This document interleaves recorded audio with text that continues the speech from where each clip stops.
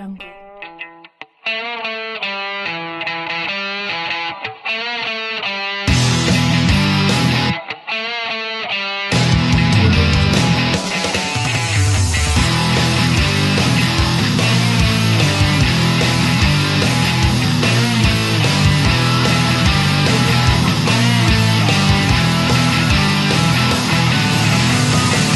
Hello, you're listening to Trump Republic Radio. It is February 9th, 2018, and I am recording alone. Enzo is out of town right now, but what we are going to be doing is finally beginning our long-awaited primary and midterm database series that we promised that we would do. We are, as we said, going to be going over every single House race, every single Senate race, and every single gubernatorial race that is up for re-election this upcoming election year of 2018. So the primaries begin in about a month.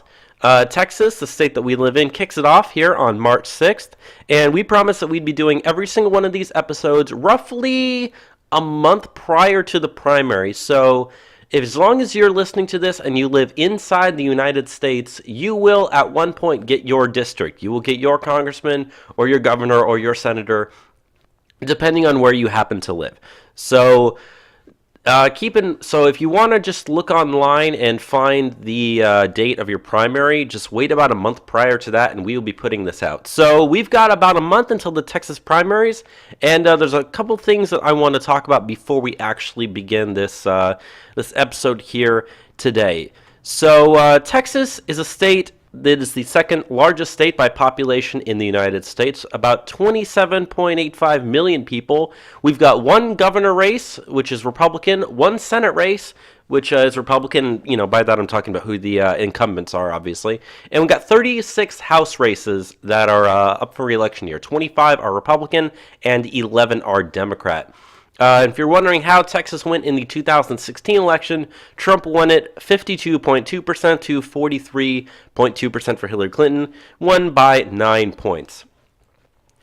So first things first, we have the Texas governor race. The current Texas governor is Republican Greg Abbott, and he is seeking re-election. He's 59 years old and has been in office since 2015.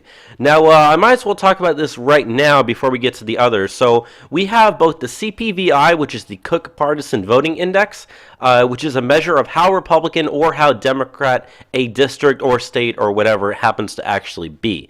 And also we have the racial breakdown, in case you're wondering about how these different races are going in terms of, the demographic breakdown. Because you can use that to very easily factor in who you think is going to win, depending on how Republican or Democrat something is based on that CPVI as well. It's just information for you to know. So there's a picture of Greg Abbott, and as you can see, we'll be having the pictures of everybody as we go along.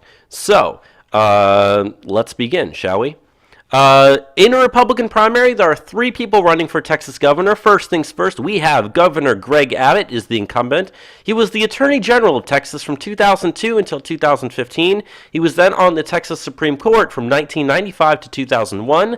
He was a judge in Houston from 1993 to 1995.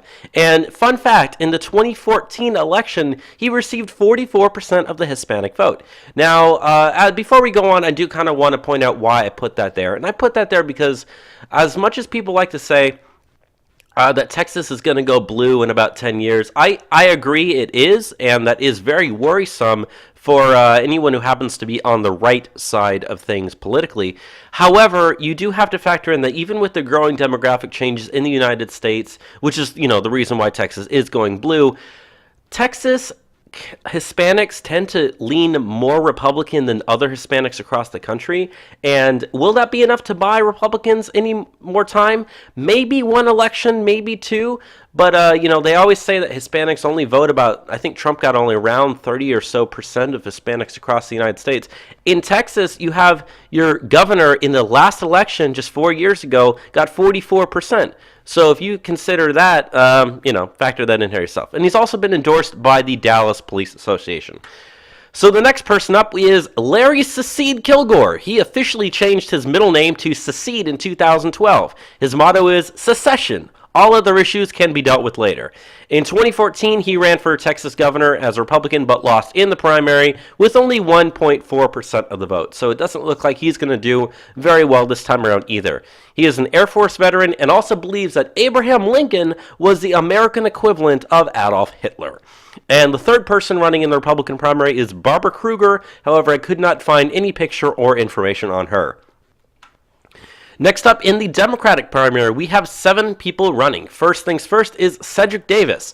He ran for Texas House in 2012, but lost in the Democratic primary with about 13% of the vote. He is a Desert Storm veteran, the former mayor of Balch Springs, Texas, is currently a teacher in Garland, Texas. He believes in term limits and does not support building the wall. Next up, we have Grady Yarborough. He was the 2016 Democrat nominee for Texas Railroad Commissioner, but lost with 38% of the vote. In 2012, he ran for the U.S. Senate in Texas, but lost in the Democrat primary runoff with 37% of the vote, and is a retired public school teacher. Now, as you can see, for him, I couldn't find any actual information regarding what his policies were, so I'm going with the information that I actually currently have. The third person running in the Democrat primary is Lupe Valdez. She is was the Dallas County Sheriff from 2005 until 2017.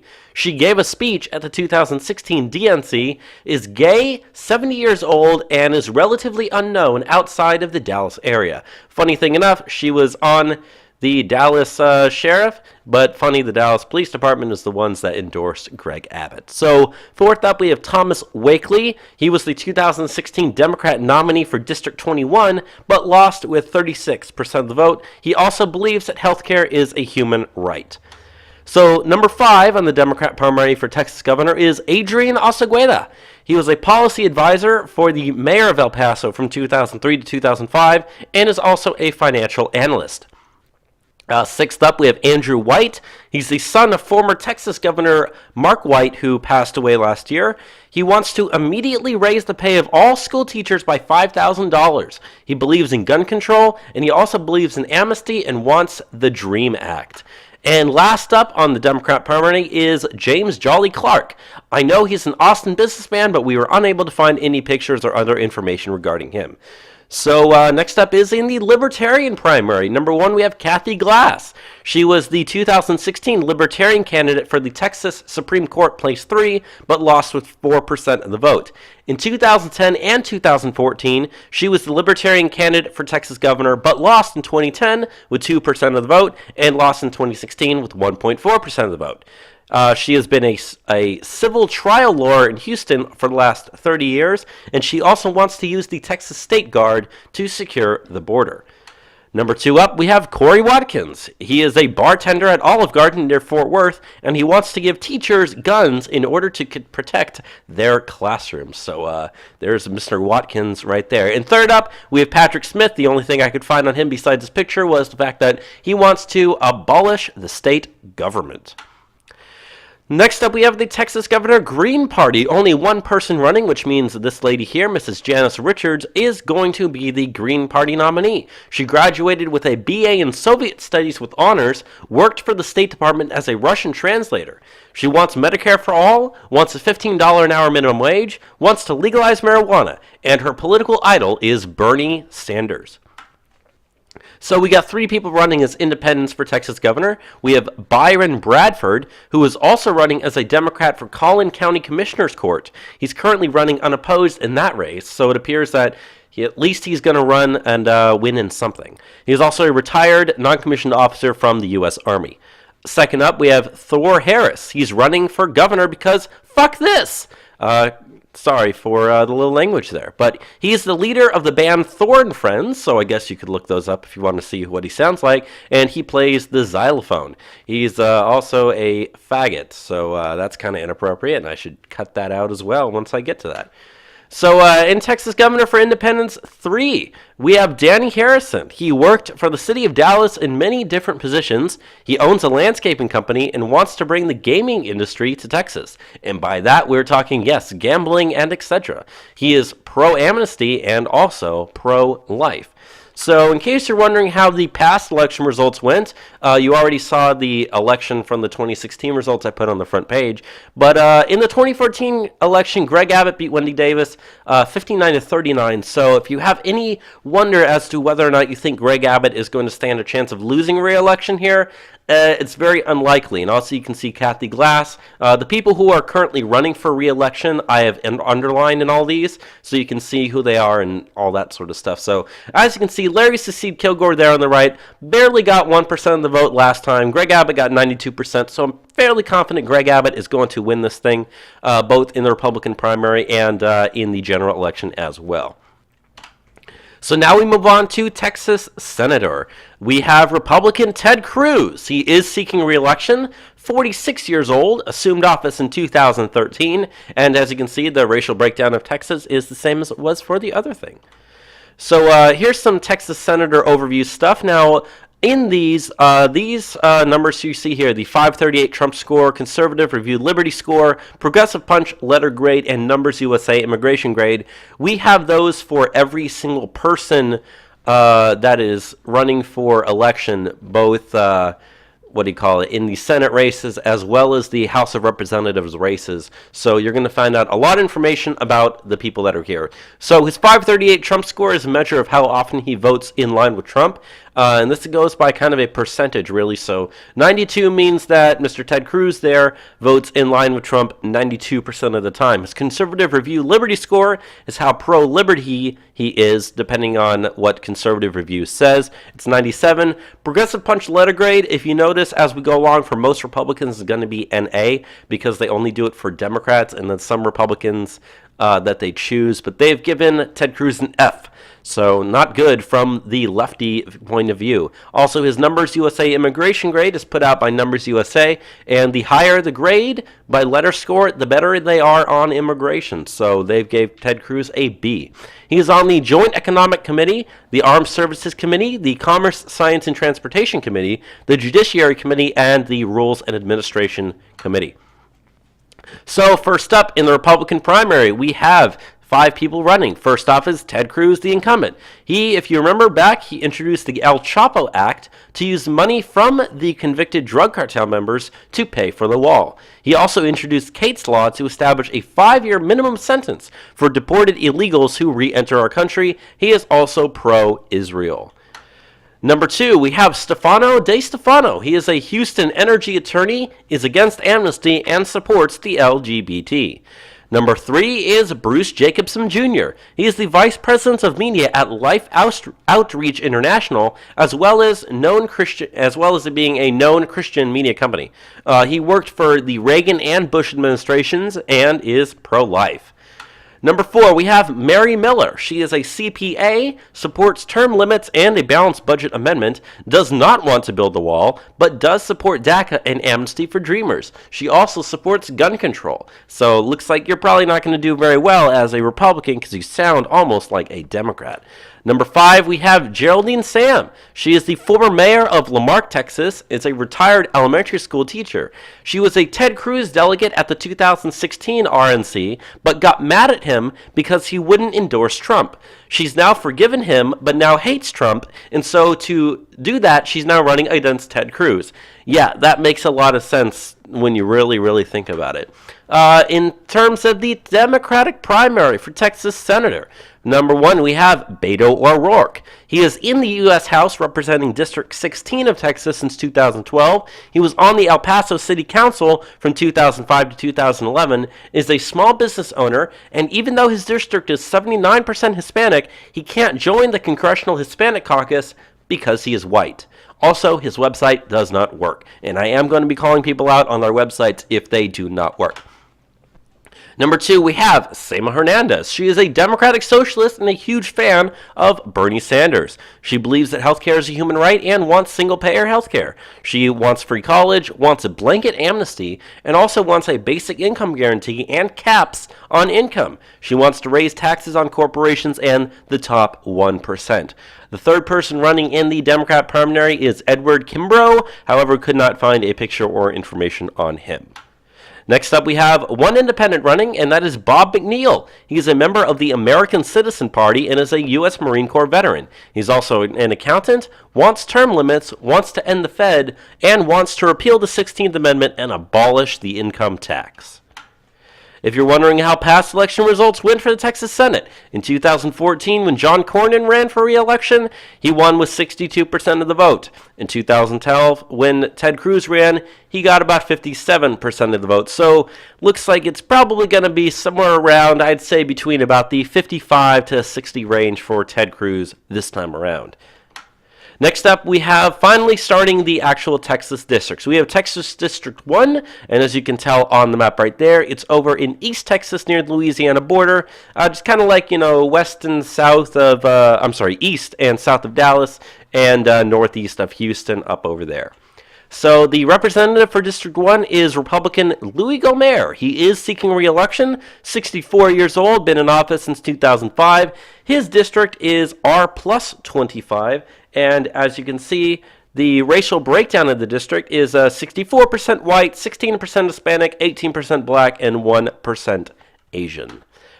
He has a 538 Trump score of 87.7, conservative review, Liberty score of 98, and as you can see, what I said earlier, Republicans tend to not have progressive punch letter grades, so his is NA, and if they do say NA, I'm just going to skip it when I'm talking about it, just to make that easier as we go along. His Numbers USA immigration grade is A+, so if you like immigration that Trump stands for, you definitely will like that A+ grade. So he is on the Judiciary Committee as well as the Natural Resources Committee.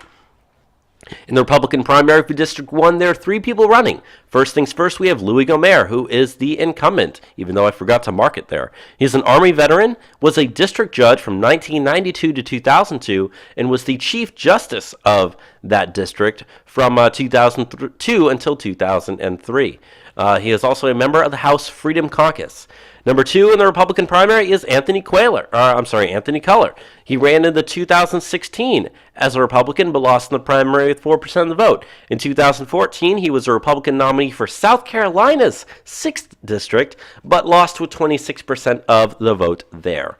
The third person running is Roshan Rauji. In 2012, he was disciplined by the Texas Medical Board for soliciting medical advice on his website without holding any medical license. He wants to completely forgive student loan debt.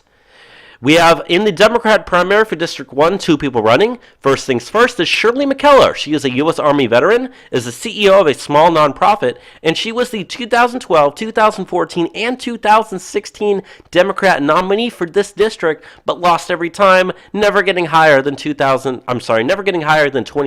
of the vote back in 2012. In fact, it looks like her vote share is kind of decreasing there. But number 2 is Brent Beal. He is a university professor at UT Tyler, wants basic universal health care, and also wants the DREAM Act.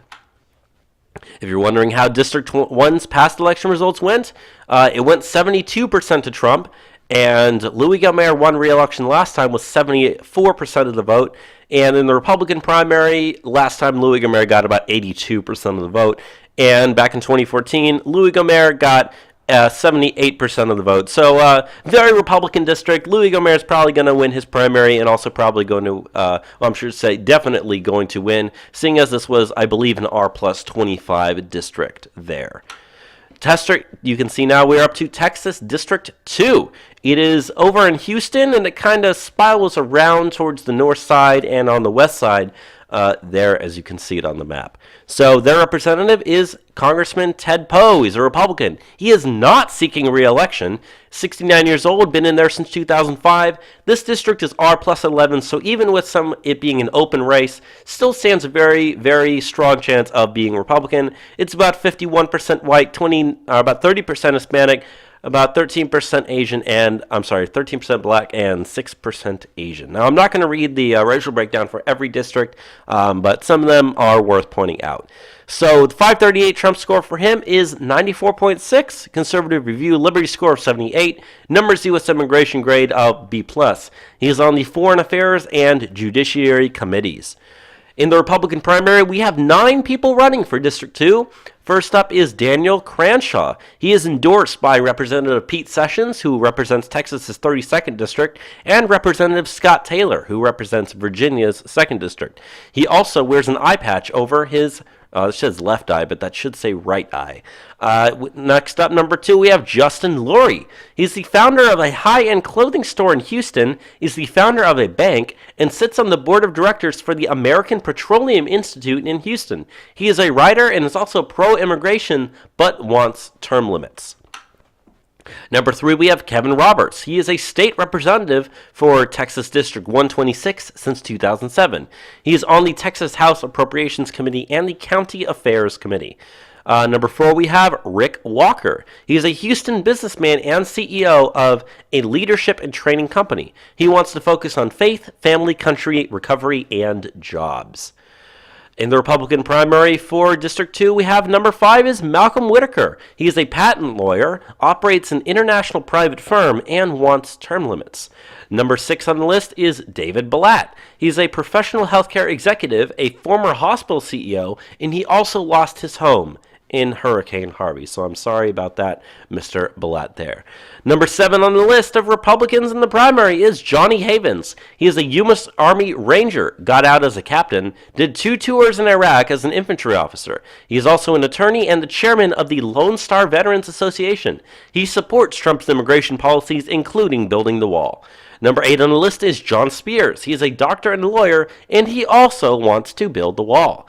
Number 9 on the list is Kathleen Wall. She is a member of the Texas Conservative View, which helps elect conservative women in Texas. She's a lifetime member of the NRA and also supports building the wall. In the Democrat primary, we have 5 people running. First off is Ali Khorsani. He's a millennial scientist, leftist, progressive. He wants to focus on science and social justice issues. He supports Black Lives Matter and possibly Antifa as well, based on pictures that were seen on his website. Number 2 on the list is Todd Liddon. He served 6 years as chair of the City of Houston's Tower Commission and also serves on the boards of numerous nonprofits. Number 3 is Silky Malik. She works in cancer research. She's a former public school teacher in Malaysia, wants universal health care, and wants to fight climate change. She's pro-abortion, wants stricter background checks on guns, supports DACA, and wants to make Election Day a federal holiday. Number 4 is Jimmy Darnell Jones. He's a retired U.S. Navy lieutenant commander, wants free college, wants universal pre-K, wants Medicare for all and single-payer health care. He also wants a $15 per hour minimum wage and wants the DREAM Act as well as amnesty. Number 5 on the list is H.P. Parvizian. He works as a dog trainer and trains therapy dogs. If in case you're wondering how District 2 went in the past, it went 52-43 for Trump, so that looks like it's got about the same numbers as was the state overall. But Ted Poe ran, and he got 61% of the vote in 2016, 68% in 2014, and 65% in 2012. So it looks like whoever ends up being the Republican nominee for this district is probably going to get roughly, I'd say, around 60-ish% of the vote. Now we're up to Texas District 3, which is just north of Dallas and includes the city of Plano. The representative for District 3 is Republican Sam Johnson. He is also not running for re-election. He is 87% white and has been in office since 1991. This is an R+13 district, so although it's an open district, it's very favored to be the Republican. It's a district that's about 65% white. So he has a 538 Trump score of 92.2, a Conservative Review Liberty score of 84, and a Numbers USA immigration grade of A. He is on the Ways and Means Committee. Texas District 3, we have 3 people running in the Republican primary. First off, we have Van Taylor, who is a state senator for District 8, as well as a U.S. Marine Corps veteran, and he reached the rank of captain. He was part of the first wave of troops that went into Iraq. He fought in the Battle of An-Nasiriyah and led a mission to rescue 31 injured Marines. He was awarded the Combat Action Ribbon, Presidential Unit Citation, and the Navy Commendation Medal with a V for Valor.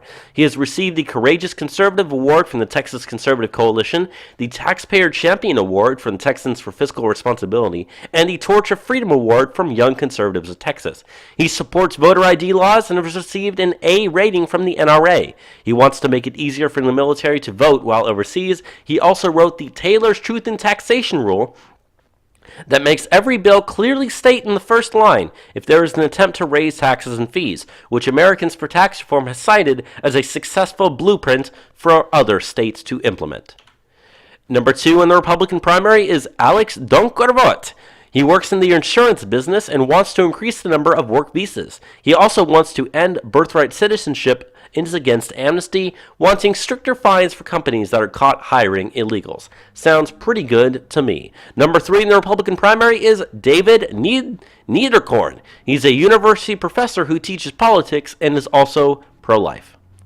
In the Democrat primary, there are 4 people running. First off, we have Adam Bell. He ran in 2016 but lost in the general election with 35% of the vote. He's a small business owner and works in real estate. He views himself more as a centrist Democrat and wants to fight income inequality.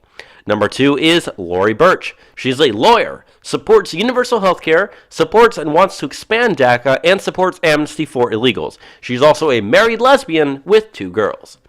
Number 3 in the Democrat primary is Sam Johnson. He has the same name as the incumbent, but is a different person entirely. He is an attorney and but he does support gun rights and DACA. He wants to raise taxes and is on the board of the North Texas/Oklahoma region of the ADL. He's the regional co-chair of the ADL Education Committee and sits on the ADL's National Advocacy and Engagement Committee. He was also on the ADL's Leadership 2020 Committee.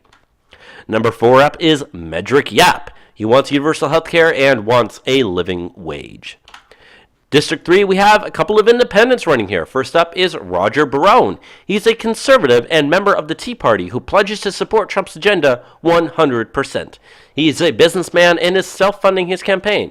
He has pledged to take no salary, pension, or lobbying payments and is the first congressional candidate in U.S. history to do so. The second independent running is Robert Mason. He is enlisted in the U.S. Navy after 9/11, is a vegan, does not want to build the wall, and wants to abolish the Electoral College. District 3 past election results. In 2016 presidential, Trump won the district 54-40. Sam Johnson won the district 61-35, and in 2014, no Democrat even ran in this district. So, going to be won by a Republican this time around. Next up is District 4, which is in northeast Texas, right around the border of Oklahoma and Arkansas and partially Louisiana as well, up in like the whole Texarkana type region. They are represented by Representative John Ratcliffe, who is a Republican. He is seeking re-election. He's 51 years old, been in office since 2015, R plus 28 districts, so that's hugely super Republican, and it's about 76% white. The 538 Trump score for this district is 91.5. He has a conservative review liberty score of 88, and he numbers USA immigration grade of an A+. He is on the Homeland Security and Judiciary committees. So, running in the Republican primary, number 1 is John Ratcliffe. He is the mayor of Heath, Texas from 2004 to 2012, a former U.S. attorney and is strongly focused on being anti-immigration. Number 2 on the list is John Cooper. He ran in the 2012 elections but withdrew before the primaries. He's a former pastor and a small business owner. He wants term limits and promises to only serve 2 terms. He is endorsed by Lou Gigliotti, who ran in the 2016 Republican primary but lost with 21% of the vote. There are 2 Democrats running in District 4. First up, we have Catherine Krantz. She attended the Austin Women's March both in 2017 and 2018. We also have Lander Bethel, who is a pastor and supports DACA. In terms of past election results for District 4, the 2016, Trump won the district 75-22. In 2016 and 2014, no Democrat even ran in this district. In fact, in 2014, John Ratcliffe completely ran unopposed. And in the 2016 Republican primary, John Ratcliffe got about 68% of the vote, so good chance he's probably definitely going to get reelected there as well. Next up is Texas District 5, which is about southeast of Dallas and encompasses that area of the state. The representative for this district is Jeb Hensarling. He is not seeking re-election and is 60 years old. He's been in office since 2003, CPVI of R plus 16, and that district is 58% white. 538 Trump score of 94.9. He has a conservative review liberty score of 70 and an immigration grade by Numbers USA of A-. He is also the chairman of the Financial Services Committee. In the Republican primary, there are 8 people running. First up is Danny Campbell. He is a U.S. Army veteran and was an infantry officer. Number 2 is Sam Dean. He is a West Point graduate and served in the U.S. Army Infantry. He deployed to Afghanistan, reached the rank of captain, and was the top-rated officer in his battalion. He's a small business owner and wants to secure the border, and also wants to focus on helping veterans. Number 3 is Lance Gooden.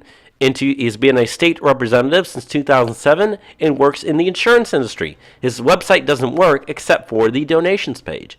Number 4 on the list is Charles Lingerfeld. In 2016, he ran as a Republican in District 30, but lost with 19% of the vote.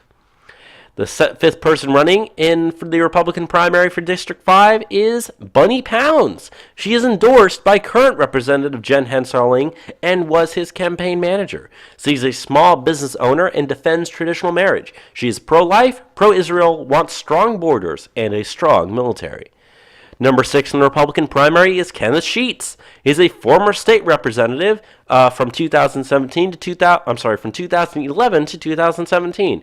He's a Marine Corps veteran and reached the rank of major. He deployed to Iraq and fought in Fallujah, received the Navy Marine Corps Achievement Medal, the Iraq Campaign Medal, and the Selected Marine Corps Reserve Medal. He is a lawyer and was awarded Crime Fighter of the Year by the North Texas Crime Commission and won the Champion of Free Enterprise Award by the Texas Association of Business.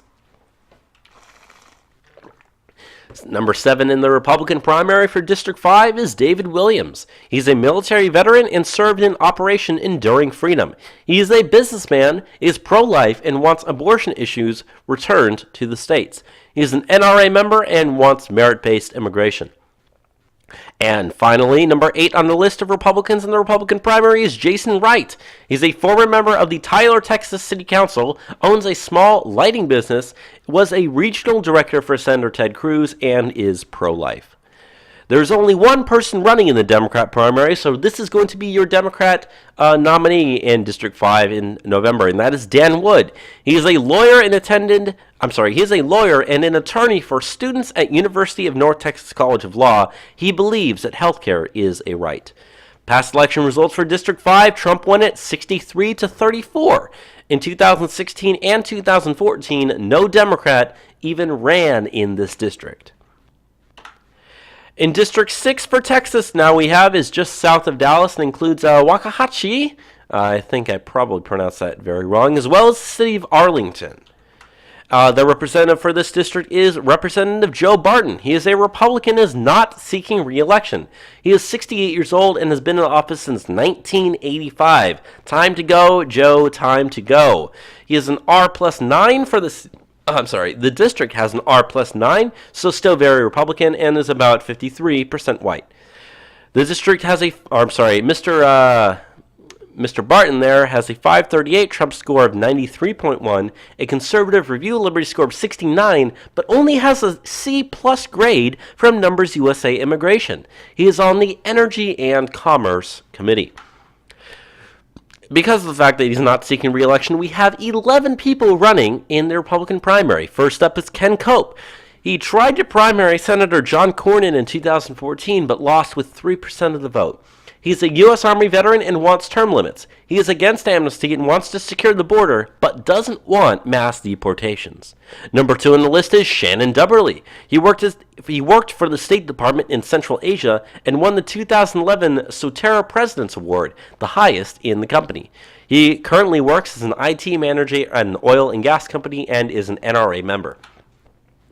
Number 3 in the Republican primary is Jake Elzy. He's a U.S. Navy veteran and attended the Naval Academy. He was a fighter pilot and did tours in Iraq and Afghanistan. He ran for Texas House in 2014, but lost in the Republican primary. He wants to secure the border and is a strong Second Amendment supporter. The Republican primary number 4 is Kevin Harrison. He has been a pastor since 1986, is the founder and president of West Coast Bible College and Seminary. He wants to focus on national security, the national debt, immigration reform, and health care. Number 5 is Ronald Wright.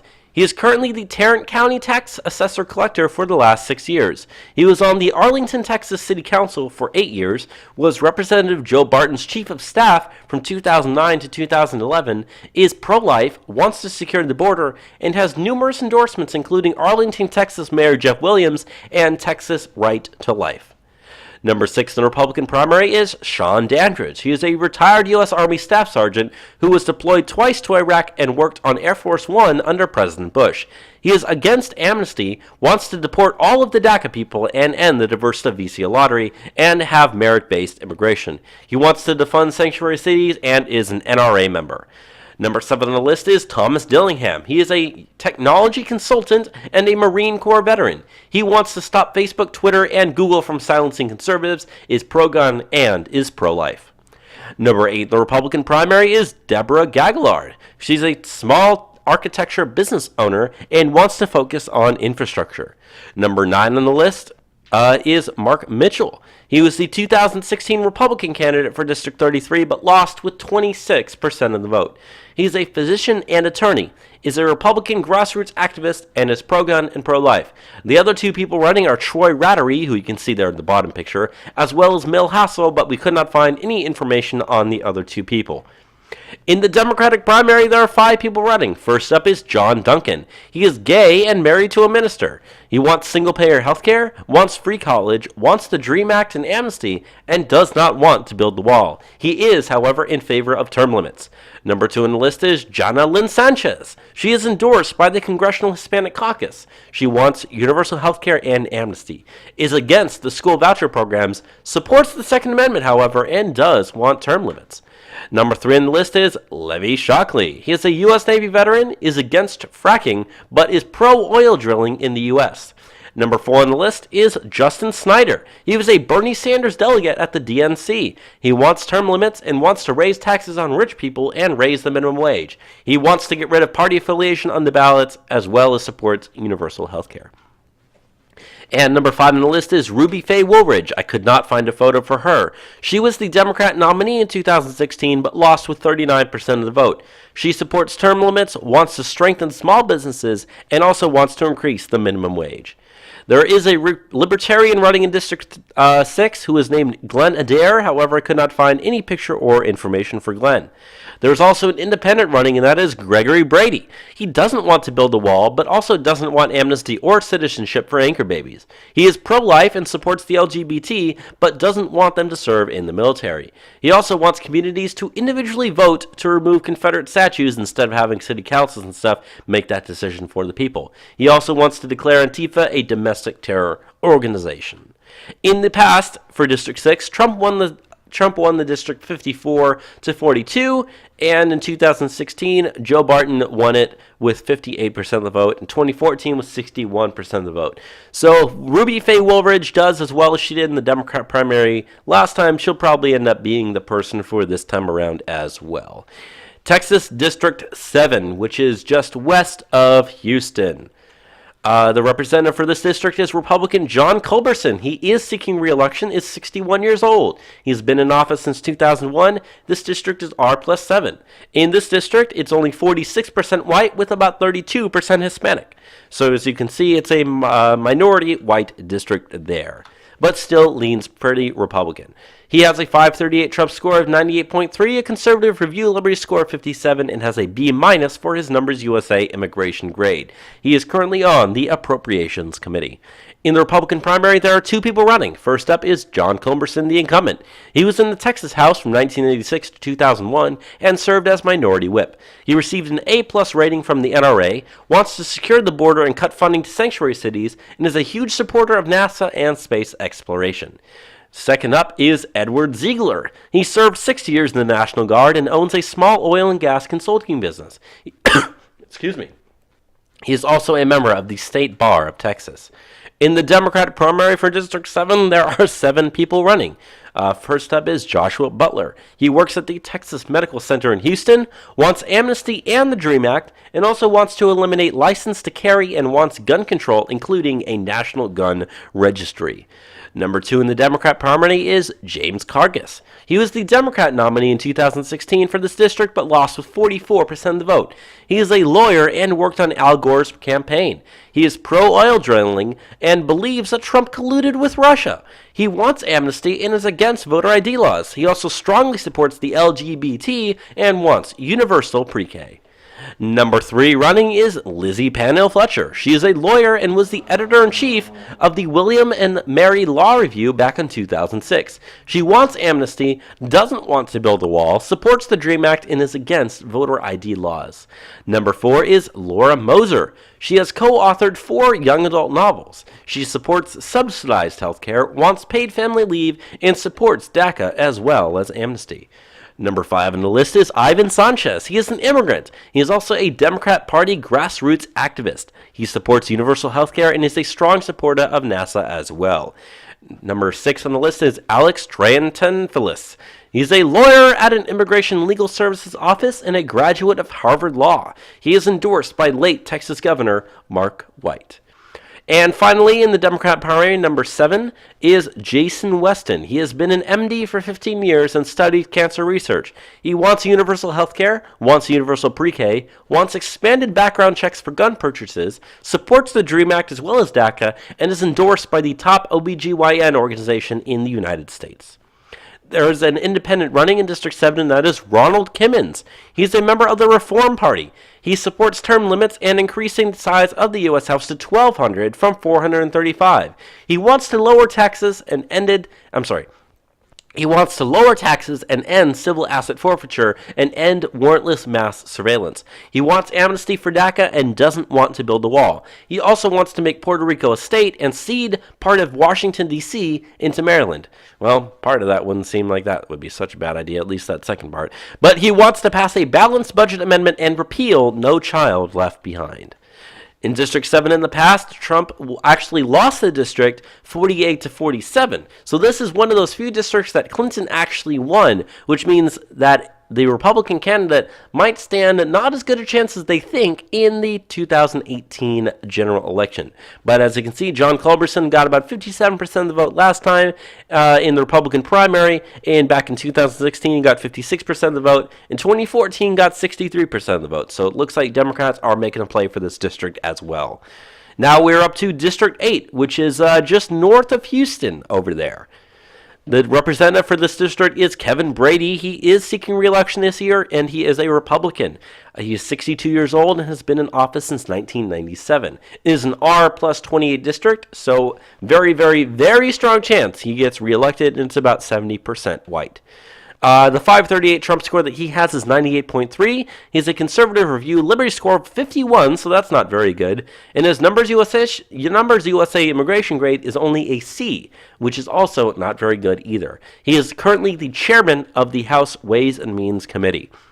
In the Republican primary, he is running alone, so he is going to be the nominee in November. Kevin Brady was in the U.S. House from 1990 to 1996. He is endorsed by the NRA, is very pro-life, and is currently the deputy whip in the U.S. House.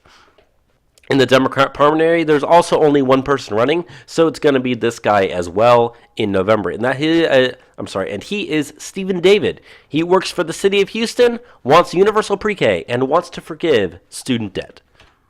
There's also a Libertarian running in Texas District 8, and that is actually 2 Libertarians here.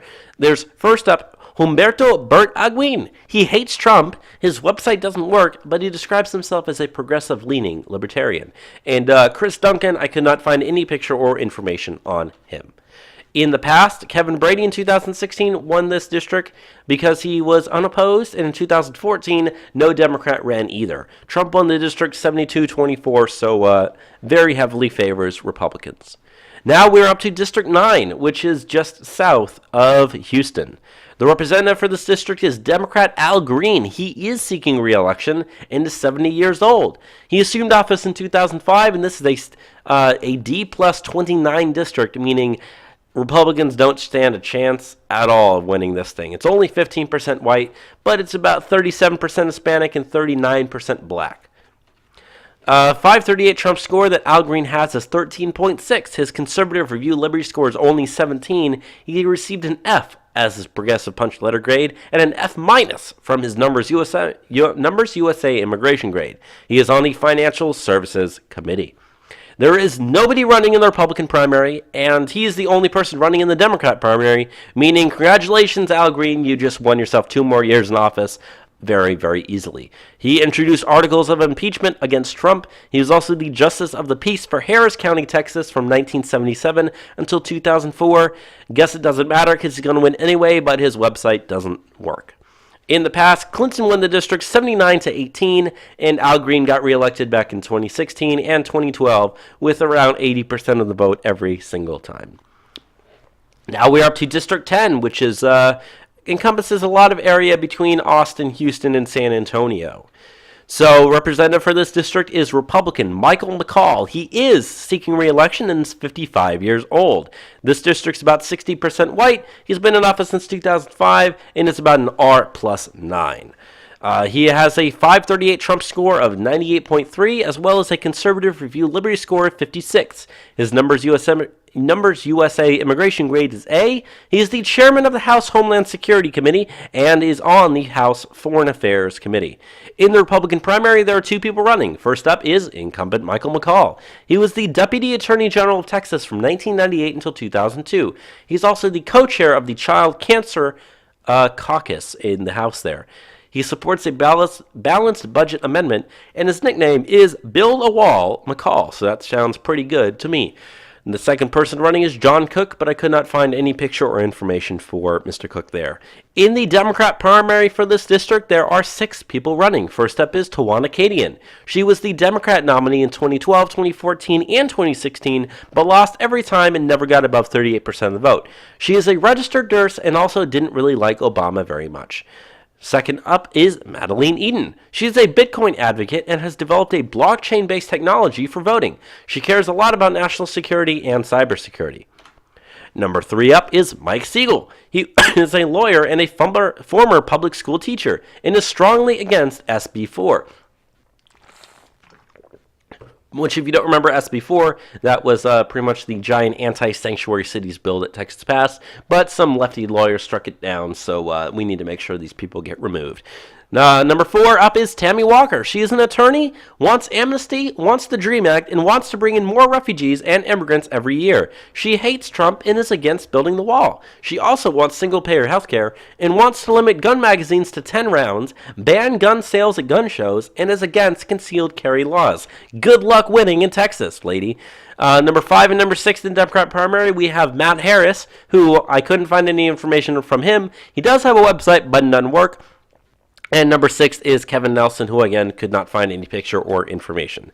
In the past, Trump won the district 52-43. Michael McCall he won re-election back with about 57% of the vote in 2016, 62% of the vote in 2014. So still pretty good victory margins right there. And also you can see Tawana Kadian got about, just about a third of the vote and barely won her primary last time. So chances are she might win this time in the primary, but strong chances that she does not.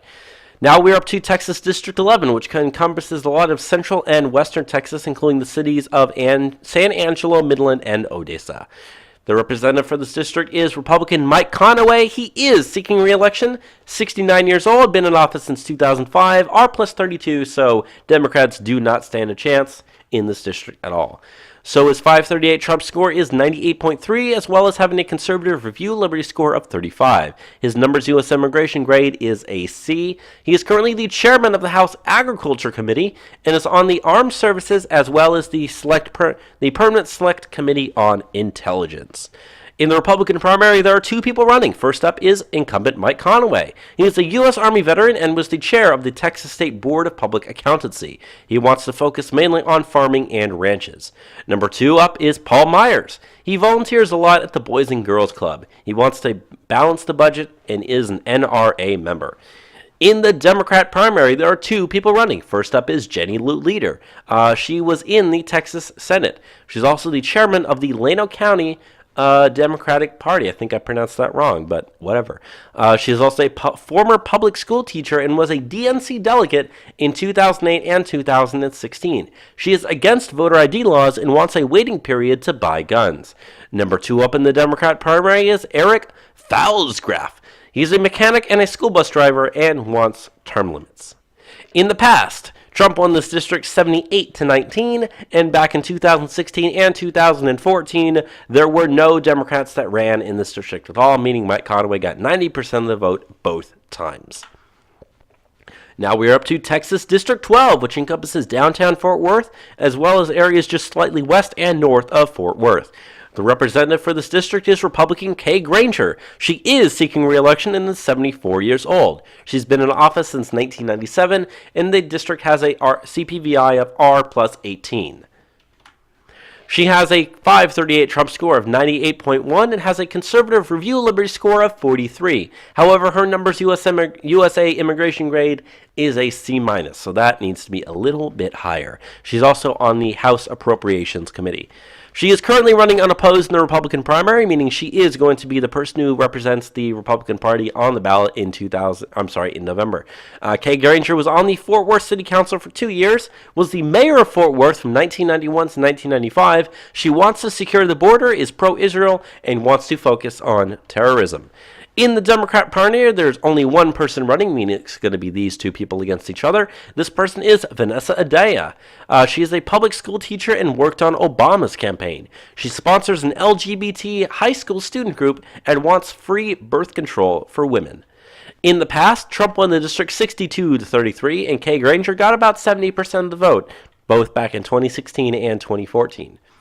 We are now up to District 3, which encompasses the Texas Panhandle, including the cities of Amarillo and Wichita Falls. The representative for this district is Mac Thornberry. He is seeking re-election at the age of 59. He has been in office since 1995, and this district is an R plus 33. He has a 538 Trump score of 96.6 and a conservative review liberty score of 48. He has a Numbers USA immigration grade is only a C-, so dude, you need to get these numbers higher. These are rookie numbers, get them up. He is currently the chairman of the House Armed Services Committee. In the Republican primary, he is running unopposed, so he worked for the State Department for a year, a while back. He also focuses on terrorism. Back in 2012, he voted to legalize government-sponsored propaganda on Americans, so I'm not sure how I feel about that. In the Democratic primary, there's only one person running, so again, it's just going to be these two guys against each other. This person is Greg Sagan. He is a U.S. Navy veteran and served in Vietnam, reaching the rank of lieutenant commander. He also worked as a consultant for electric companies. In the past, Trump won the district 80-17, and back in 2016, Mac Thornberry did not face any Democrat, but he got about 90% of the vote, and you can see last time he did face a Democrat, he got about 85%, so I'm guessing it's going to be around 80-ish% as well this time around too. We are now up to Texas District 14, which encompasses a lot of the Texas coast there near the city of Houston, including the cities of Galveston, as well as some other cities that are around there. The representative for this district is Republican Randy Weber. He is seeking re-election at the age of 64, has been in office since 2013. CPVI for this district is R plus 12. He has a 538 Trump score of 96.4 and a conservative review liberty score of 84. He also has a Numbers USA immigration grade of A, so that's pretty good. He is on two committees, the Science, Space, and Technology Committee, as well as the Transportation and Infrastructure Committee. In the Republican primary, there are three people running. First up is Randy Weber, the incumbent. He's a small business owner and was on the Pearland, Texas City Council from 1990 to 1996. He is in the Texas House. Was in the Texas House from 2008 to 2012, and his website also doesn't work. Now, second running is Keith Casey. In 2012, he ran in District 36, but lost in the Republican primary with 2% of the vote. And in 2016, ran in this district, but lost in the Republican primary with 16% of the vote. Third person running is Bill Sargent. In 2012, he ran and lost in the Republican primary for this district with 8% of the vote. He is a retired U.S. Navy veteran and has been a realtor and broker for 10 years. He has also been a web developer since 2001. He worked for the Department of Commerce for 30 years and also worked on Barry Goldwater's 1964 campaign.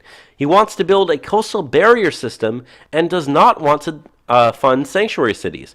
And he is pro-life. In the Democrat primary, there are two people running. First up is Livy Barnes Jr. He is the dean of Bethel Temple Bible College and is a small business owner. He is also the host of the TV show Your Miracle on the CW. Second up running is Adrienne Bell. She worked on Obama's 2012 campaign and also worked on Wendy Davis's 2014 gubernatorial campaign for Texas. She believes that healthcare is a human right and wants Medicare for all. She also wants a living wage and free college. In the past, for District 14, Trump won the district 58-38. And as you can see, Randy Weber gets about 62% of the vote back in 2016 and 2014. He also got about 84% of the vote in 2016 Republican primary, so good chance he'll get reelected there as well. Excuse me, sorry. We are now up to Texas District 15, which, as you can see, stretches all the way from east of San Antonio all the way down to the border of Mexico near McAllen. So it looks like that's pretty gerrymandered to me. The representative for this district is Democrat Vicente Gonzalez. He is seeking re-election at the age of 50. It's a D+7 district, even though it's 80% Hispanic. Why? Because about 40-ish% of Hispanics tend to vote Republican in the state of Texas. So that's how you have a that's how you have a district that's extremely Hispanic, which, means it's probably extremely Democrat, but not as Democrat as you think. So he only has a 538 Trump score of 25.4 and a 0 for his conservative review liberty score. His progressive punch letter grade is also an F, and his Numbers USA immigration grade is an F-. He currently sits on the Financial Services Committee. In the Republican primary, we only have one person running, and that is Tim Wesley. He is a U.S. Army veteran and a former public school teacher. He is also an ordained minister and wants high school to be 3 years instead of 4 years. He is pro-Israel, pro-life, and is against amnesty. In the Democrat primary, we only have one person running, and that is Vicente Gonzalez, the incumbent. He wants universal pre-K and also wants to cut regulations on small businesses. He wants to build a VA hospital in the Rio Grande Valley and also supports paid family and paid maternity leave. He supports a living wage, supports DACA, the DREAM Act, and amnesty. In the past election results, Clinton won the district 56-40, and Vicente Gonzalez got about 57% of the vote last time, meaning Democrats are probably going to win here as well. Now we're up to District 16. And this district encompasses pretty much all of the city of El Paso. So the representative for this district is Democrat Beto O'Rourke. He is not seeking re-election because he's running against Ted Cruz to try to be the next senator from Texas. He is 45 years old and assumed office in 2013. This district is D+17 and is about 79% Hispanic. He has a 538 Trump score of only 22 and a conservative review liberty score of 10. His progressive punch letter grade is a D, and his Numbers USA immigration grade is an F-, so that is definitely not good. He serves on the Armed Services and the Veterans Affairs Committees. In the Republican primary, there are two people running. First up is Alia Garcia Areste. Her website does not work. Second up is Rock Seeberger, who is pro-life and does not want to deport the illegal aliens in our country. In the Democrat primary, there are 6 people running. First up is John Carrillo. He is the co-founder of a radio station in El Paso and works at NPR in Washington, D.C. for 10 years. He does not want to build the wall and wants to keep NAFTA. He also wants free college and wants to pay for it by taxing Wall Street. Second up is Norma Chavez. She was in the U.S. House from 1997 to 2001 and also advocates for Latino interests. Number 3 in the Democratic primary is Veronica Escobar. She's a former county judge in El Paso and does not want to build the wall. She supports DACA and wants single-payer health care. Number 4 in the Democratic primary is Dory Fennenbach. She is a former El Paso school board president and her website does not work. Number 5 in the Democratic primary is Enrique Garcia. He was a legal intern for the Ohio Attorney General. He worked as an auditor and wants to keep NAFTA but does not want to build the wall. And the sixth and final person in the Democratic primary for District 16 is Jerome Tilghman. In 2012, he ran and lost in the Democratic primary and also supports DACA. Here's some past election results for District 16. Clinton won the district with about 67% of the vote to Trump's 27. So as you can see, 40% margin of victory, very, very Democratic. In fact, Republicans didn't even run a candidate in the year 2016, meaning that Beto O'Rourke got about 86% of the vote. But in a year when they do, they get around, Democrats that is, get around 70 or so percent. Now we're up to Texas District 17, which is, as you can see, just kind of northeast of Austin. It encompasses some cities like College Station and Caldwell. College Station, if you don't know, is where Texas A&M University is. It also includes Waco, so that's where Baylor University is. The representative for District 17 is Republican Bill Flores. He is seeking re-election and is 63 years old. He has been in office since 2011, and the district has an R+12 rating. He has a 538 Trump score of 98.3, a conservative review liberty score of 69, and a Numbers USA immigration grade of B-. He is currently on the Energy and Commerce Committee. He is also running unopposed in the Republican primary because Bill Flores was an energy company executive from 1990 until 2009. He wants secure borders, is pro-life, and focuses on oil and gas matters. There are two people running in the Democratic primary. First up is Rick Kennedy. He's a software engineer and supports universal health care. He also wants to balance the budget and wants amnesty. He does not want to build the wall. Second up is Del Manti. He wants student loan forgiveness and wants to make Election Day a national holiday. He also wants automatic voter registration, but he does support term limits. In the past, Trump won the district 56-38, and as you can see, the Republicans the last two elections have won it with over 60% of the vote each time. Now we are up to Texas District 18, which encompasses this downtown Houston and kind of spirals up to include areas just north of Houston there as well. The representative for this is Democrat Sheila Jackson Lee, the dumbest member of Congress. She is seeking re-election and is 67 years old. She's been in office since 1995. As you can see, the D+27 is the CPVI because the district is about 39% black, 41% Hispanic, only 17% white. Her 538 Trump score is only 13.8. She has a conservative review liberty score of only 14, a progressive punch letter grade of C, and a Numbers USA immigration grade of an F-. She is on the Homeland Security and Judiciary committees. So in the Republican primary, there's only one person running, and that is Ava Pate. In 2016, she ran and lost in the Republican primary with 7% of the vote. Congratulations, girlie. You're going to go from 7% of the vote to 100% of the vote in only one election cycle. She is pro-life, pro-Israel, and pro-gun. In the Democratic primary, there are two people running. First up, we have incumbent Sheila Jackson Lee. She voted to impeach Trump and is a literal dumbfuck. She's a lawyer and a judge from Houston for 3 years. She's also on the Houston City Council from 1990 to 1994, was a Clinton superdelegate at the 2016 DNC, and has been endorsed by President Obama as well as Planned Parenthood. And if you remember, she recently had the story where she kicked a woman off of a plane. Number two in the Democratic primary, we have Richard Johnson. He is a U.S. Army veteran and played on the Army basketball team and won the 1988 Armed Forces Championship. He works as an educator for Christian colleges and is the chair of the NAACP. I completely wrote this wrong here. He's in the NAACP's Higher Education Committee, and he wants amnesty for DACA. There are also three independents that are running here in the Texas District 18. First up is Lori Bartley. In 2016, she was the Republican nominee, but lost with 24% of the vote. She's also pro-gun and pro-life and wants to focus on fixing the homeless problem.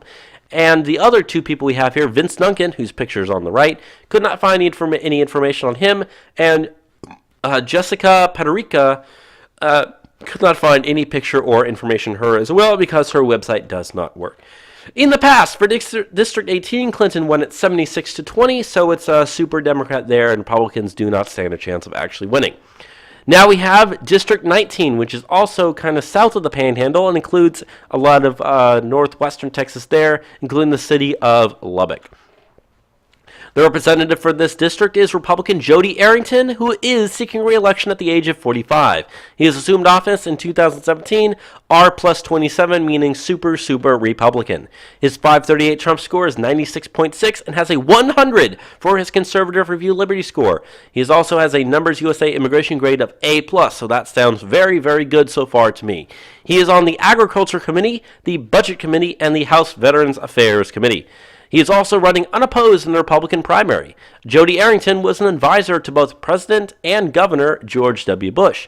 He is also a chief of staff to former FDIC Chairman Don Powell, is pro-life and pro-traditional marriage. He is facing Miguel Lavario in the Democratic primary, who is running unopposed in the Democratic primary, meaning, again, it's going to be these two guys in November.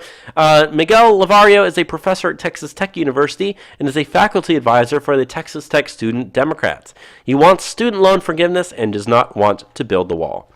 In the past, the district went 72% to Trump, and Jody Arrington won with 87% of the vote when the Democrat does not face him, and about 77% of the vote when a Democrat does.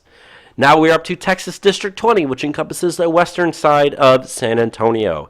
The current representative is Joaquin Castro, Democrat. He is seeking re-election at the age of 43 and has been in office since 2013.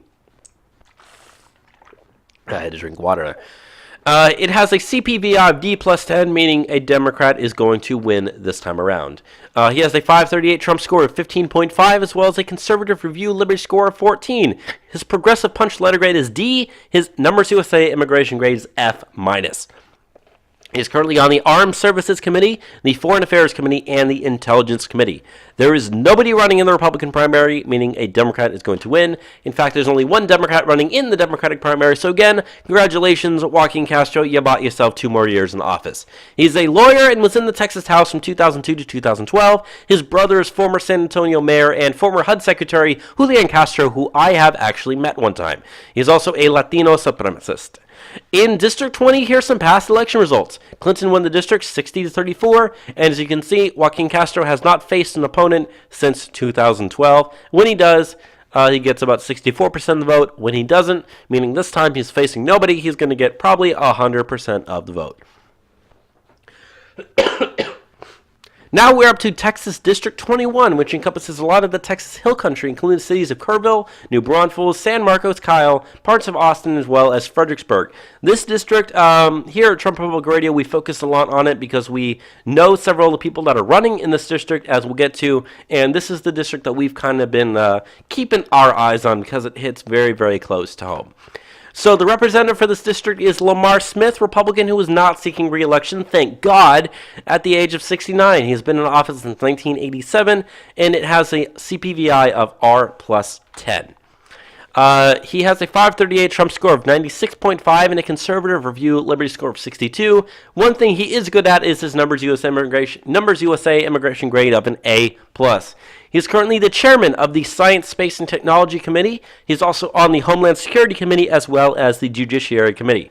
There are 18 people running in the Republican primary here, which is why I say this district is crazy with how many people are running. There are much too many cooks in the kitchen. First up, we have Ivan Andazara. He served as the board chair of the Texas Guaranteed Student Loan Corporation from 2010 to 2015 and wants to protect NAFTA. Second up is Eric Burkhart, who is a former CIA spy and supports Trump 100%. He wants a strong focus on immigration and terrorism. If you want to know more about Eric Burkhart, you can go back and listen to our episode where we interviewed him, as well as you can listen to the episode where he actually was on our Sunday show. So Eric Burkhart, we like you, man. We like you. In the Republican primary, number 3 is Quico Canseco. He's a former U.S. House member for District 23 from 2011 to 2013, but lost his re-election to a Democrat. In 2014, he ran again in District 23, but lost in the Republican primary. His website has no information, and it sucks. Number 4 in the Republican primary is Mauro Garza. He is a former university professor and helped work on the Human Genome Project. He's a small business owner and wants to focus on science. Number 5 in the Republican primary is Foster Hagen. You can see his picture there with the old lady. We don't have any other information. Number 6 in the Republican primary is Jason Isaac. He is in the Texas House since 2011. He owns a sports management and transportation business and has won the Courageous Conservative Award by the Texas Conservative Coalition multiple times. He is also pro-gun and was named Legislator of the Year by the Texas State Rifle Association. He is on the board of the Texas Natural Gas Foundation, is against amnesty, and is pro-life. Number 7 in the Republican primary is Ryan Krause. His website has no information. Next up in the Republican primary, number 8 is Matt McCall. In 2014 he ran, and in 2016 he ran, but lost in the Republican primary for this district both times. He owns a small medical supplies company, is pro-life and pro-Israel. He wants to build the wall and promises to support Trump's agenda. He wants term limits and promises to only serve 6 years in the House. He also wants to get rid of the Department of Education. Number 9 in the Republican primary is Susan Narvaez. She is the former mayor of San Marcos, Texas from 2004 to 2010, was the Republican nominee for District 35 in 2012, 2014, and 2016, and lost every time. She never got higher than 33% of the vote. She's also the president and CEO of a small consulting business, is pro-life, and wants to secure the border. I've met her as well, and we're working on trying to get an interview with both her and Jason Isaac as well before this primary starts. So for the Republican primary, number 10, we have William Negley. He was one of his ancestors was Vice President of the Republic of Texas, Edward Burleson. He wants to focus on terrorism. Number 11 is Al Poteet. He served in Vietnam as a helicopter gunship pilot and wants to build the wall and end chain migration. He also has a strong focus on veterans, is pro-life, and is pro-Israel. Number 12 up is Audrey Pruitt. He worked on Trump's campaign. He is also one of the leading black conservative Christian voices in Texas. He is pro-gun and supports constitutional carry. He also supports the fair tax and supports the RAISE Act. So that sounds pretty good as well. Number 13 up is Chip Roy. He is the former chief of staff to Senator Ted Cruz. He's also the former assistant attorney general of Texas and is endorsed by Senator Ted Cruz. Number 14 up on the Republican primary is Jennifer Sarver. She's a small business owner, is pro-life, and is pro-Israel. Number 15 is Robert Stovall. He's the chairman of the Bexar County Republican Party. He's also the chief financial officer and owner of a floral company, is pro-life, and is also pro-Trump. Number 16 running in the Republican primary is Samuel Temple. He does not support the new tax reform bill and does not want to break up NAFTA. However, he does want to legalize marijuana. Number 17 in the Republican primary is Peggy Wardlaw. She is a small business owner. Could not find any other information. And also, number 18 is Anthony White, who we, again, have no information for. So in District 21, there are 4 people running in the Democratic primary. First up is Derek Crow. He worked for Nancy Pelosi and Obama's 2008 presidential campaign. He was a small business owner and wants Medicare for all. He also wants a $15 an hour minimum wage and free college. He also wants to stop itemization and wants full paid maternity leave. He is also endorsed by a group called The People for Bernie Sanders. Number 2 in the Democratic primary is Joseph Kopser. He is endorsed by Bexar County Judge Nelson Wolf. He also has an entrepreneurial and military background. Number 3 is Elliot McFadden. He was the executive director of the Travis County Democratic Party from 2001 to 2003. He is also the CEO of an Austin, Texas bicycle sharing company. He is endorsed by Travis County Judge Sarah Eckhart and wants Medicare for all. Fourth and finally in the Democratic primary for Texas District 21 is Mary Wilson. She's a math teacher for 20 years and is also a lesbian minister. And now here's some past election results. Trump won the district 52-42, and as you can see, Lamar Smith back in 2014 did not even face a Democratic opponent, and in 2016 he won the district with about 57% of the vote there. Now we're up to Texas District 22, which includes a lot of Fort Bend County, which is both south and west of the city of Houston. The representative for this district is Representative Republican Pete Olson, who is seeking re-election at the age of 54, has been in office since 2009. He is CPVI of R plus 10 in his district. As you can see by the graph here, it is very, very quote-unquote diverse. 538 has a Trump score for him of 96.6, as well as a Conservative Review Liberty score of 62. His Numbers USA immigration grade is an A, and he's on the Energy and Commerce Committee. In District 22, there are 4 people running in the Republican primary. First up is Pete Olson, the incumbent. He was in the U.S. Navy from 1988 to 1997 and in the Naval Reserves since 1998. He was Senator John Cornyn's chief of staff from 2002 until 2007. He is also pro-life and strongly supports putting a man on Mars as well as securing the border. Number 2 in the Republican primary is James Green. He is a retired he retired from the U.S. Navy as a chief petty officer. He works at a nuclear power plant near Houston, wants to build a wall, is against amnesty, is an NRA member, and strong supporter of the Convention of the States. Number 3 in the Republican primary is Danny Nguyen. His website has no information. Number 4 in the Republican primary is Eric Zmernhal. I hope I pronounced that right. He works for Shell Oil and is in the oil and gas industry for several decades now. He also supports term limits and wants to build the wall. In the Democratic primary for District 22, there are 5 people running. First up is Steve Brown. He's the former Fort Bend County Democratic Party chairman. He also interned at the White House under President Bill Clinton.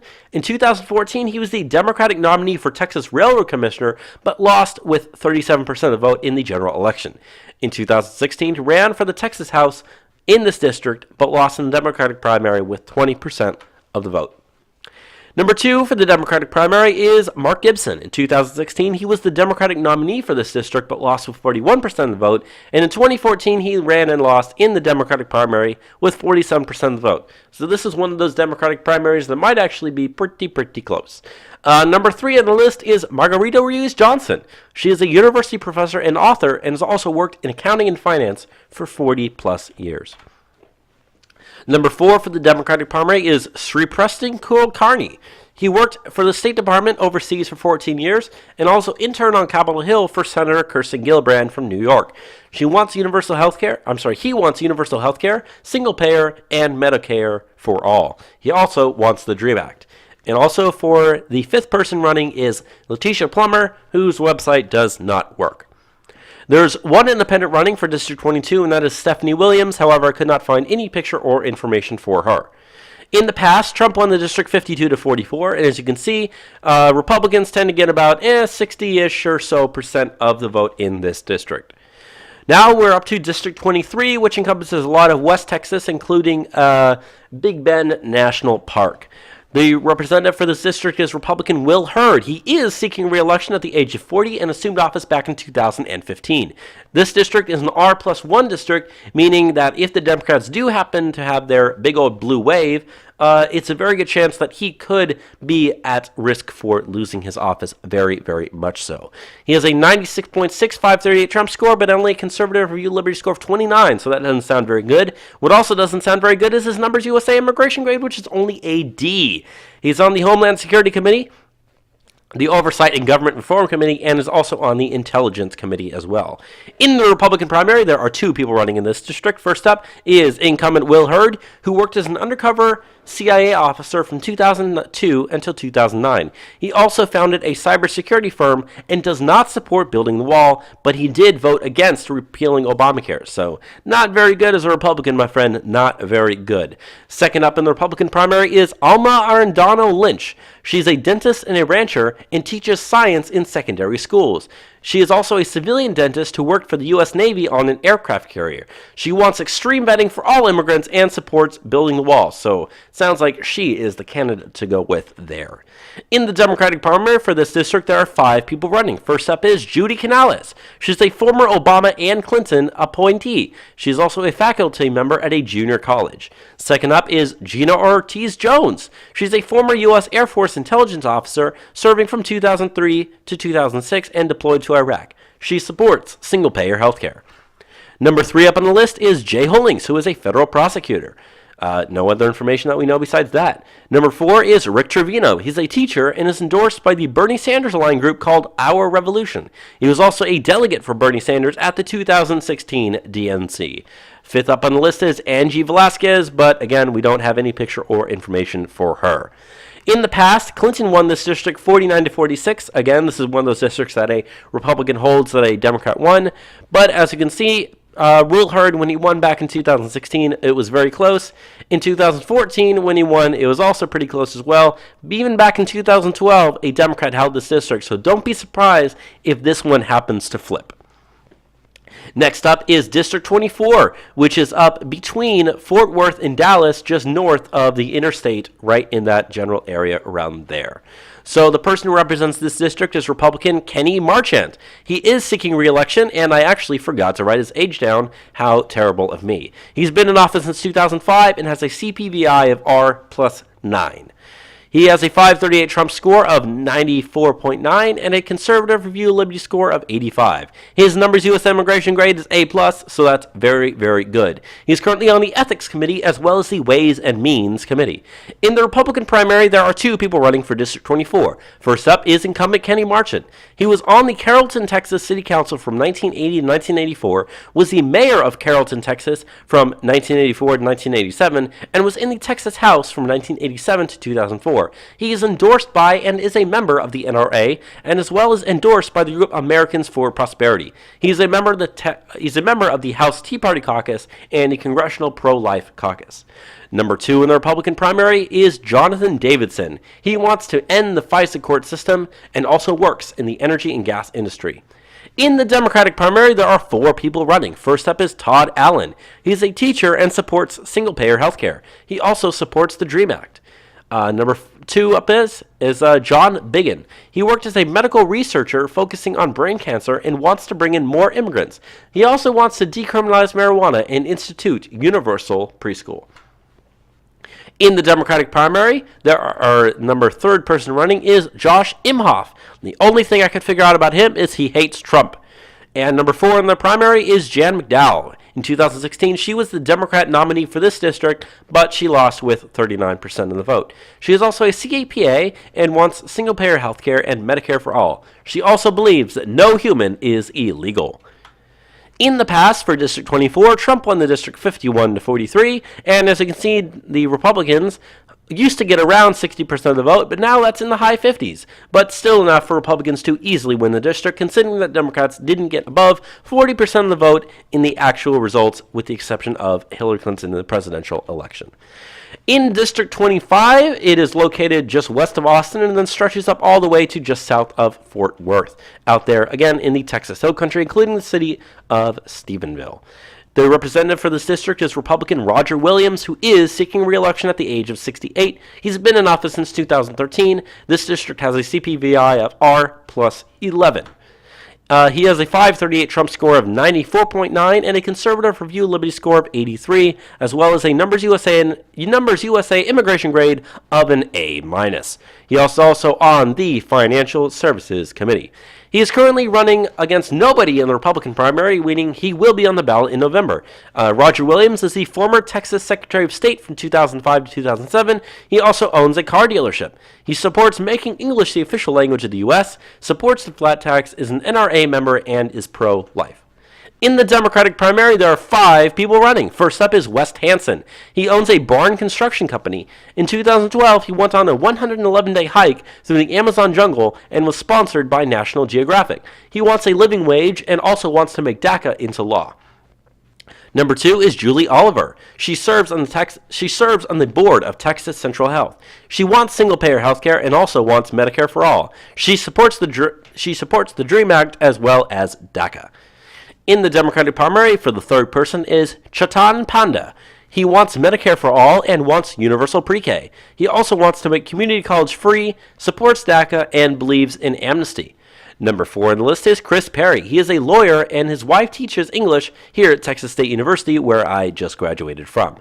He also wants single-payer health care and Medicare for all, as well as wants to legalize marijuana. He wants amnesty and to remove per-county caps on immigration. He supports DACA and the DREAM Act and does not want to build the wall. Finally, for the Democratic primary, number 5 is Kathy Thomas. In 2016, she was the Democrat nominee for this district, but lost with 38% of the vote. She supports DACA and does not want to build a wall. She also supports a carbon tax. She wants to tax the 1% to pay for free college and supports single-payer health care as long as a living wage. In the past, Trump won the district 55 to 44, and as you can see, Republicans are getting around just under 60% of the vote in that district as well, so Republican is going to win. And now we're up to District 26, which includes the city of Denton and is located, just kind of north of the Dallas-Fort Worth area there. The Republican representative is Michael Burgess, who is seeking re-election at the age of 66. He's been in office since 2003. The CPVI for this district is R plus 18. His 538 Trump score is a 98.3, and his conservative Review Liberty score is an 80. He also has an A as his Numbers USA immigration grade.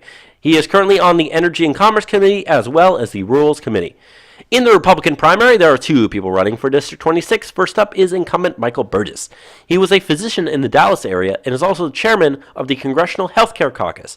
Also, he is on the House Immigration Reform Caucus as well. He is against amnesty and supports building the wall. Number 2 in the Republican primary is Veronica Birkenstock. She is an NRA member and owns a consulting company. She supports E-Verify as well as building the wall. In the Democratic primary, there are also two people running. First up is Lindsey Fagan. She has not much on her website. Number 2 is Will Fisher, who is an attorney, wants single-payer health care, and is endorsed by the group called Demand Universal Health Care. He also supports amnesty. In the past, you can see that Trump won the district 60-34, and Michael Burgess got about 66% of the vote when he's facing Democrats, 68 back in 2012, and 2014 about 83, so he'll probably get around 65-66% of the vote this time around as well. Now we're up to Texas District 27, which encompasses a lot of the Texas coast around Corpus Christi, but also stretches out into Texas towards the city of Lockhart. So the representative for this district is Republican Blake Farenthold, who is not seeking re-election. He is 55 years old and has been in office since 2011. The district is an R plus 13. Currently, he has a 538 Trump score of 96.6 and a conservative Review Liberty score of 71. However, he does have a Numbers USA immigration grade of an A+, so that would be sad to see him go for that reason alone. He's also on the Judiciary Committee, the Oversight and Government Reform Committee, as well as the Transportation and Infrastructure Committee. In the Republican primary, there are 6 people running for this district. First up is Beck Brunn. He's the former chairman of the Texas Water Development Board. Number 2 is Michael Cloud. He is the chair of the Victoria County, Texas Republican Party. He is on the State Republican Executive Committee, and he wants to secure the border. Number 3 up is Eddie Gassman. All we know about him is he owns a small business. Number 4 is John Grunwald, who back in 2012 ran and lost in the Republican primary with 8% of the vote. He's a retired CPA, wants to secure the border, is pro-life, and supports term limits. Number 5 in the Republican primary is Jerry Hall. He is the former University of Houston professor, supports building the wall, and is against amnesty.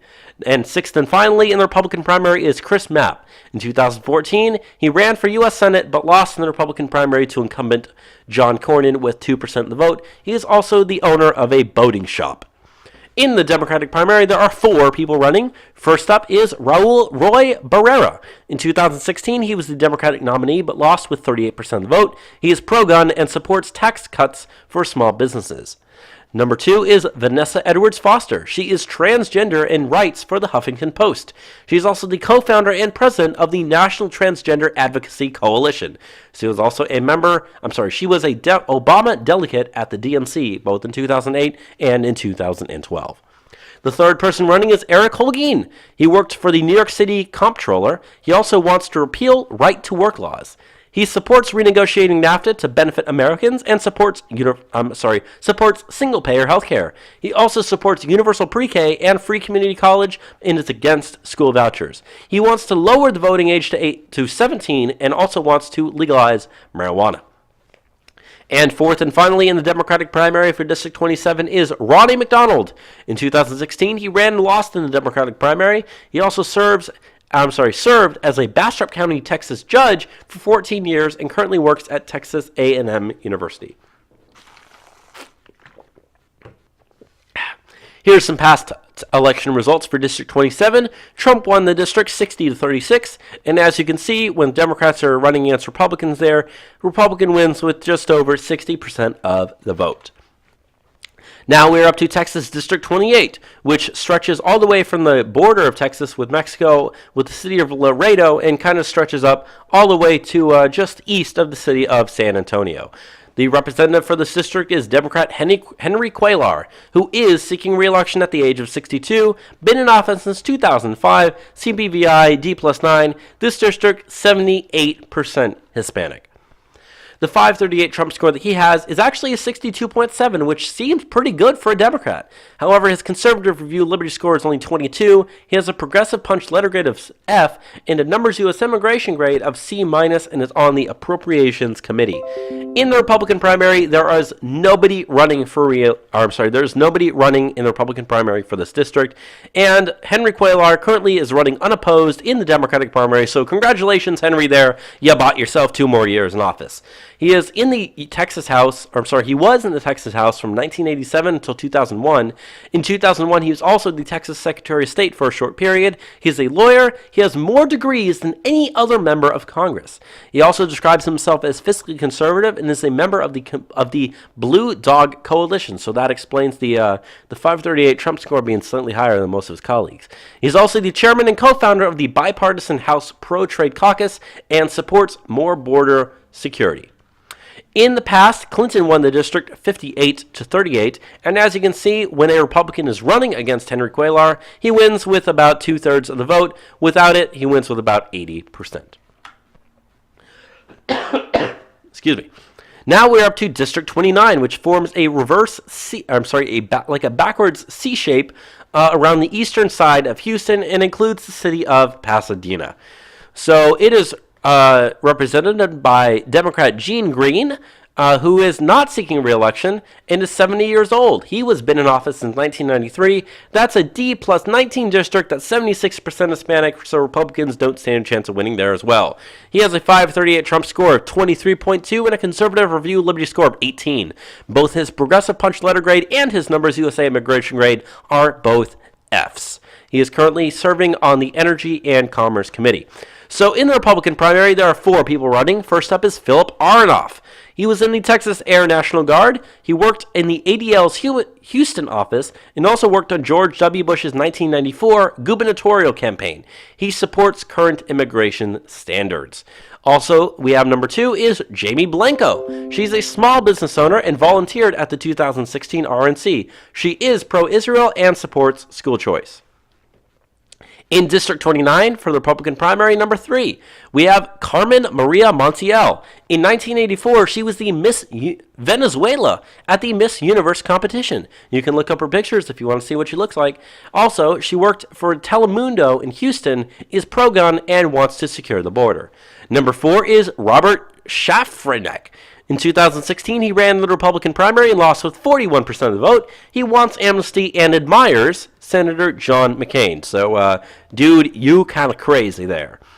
In the Democratic primary, there are 7 people running here in District 29. First up is Dominique Garcia.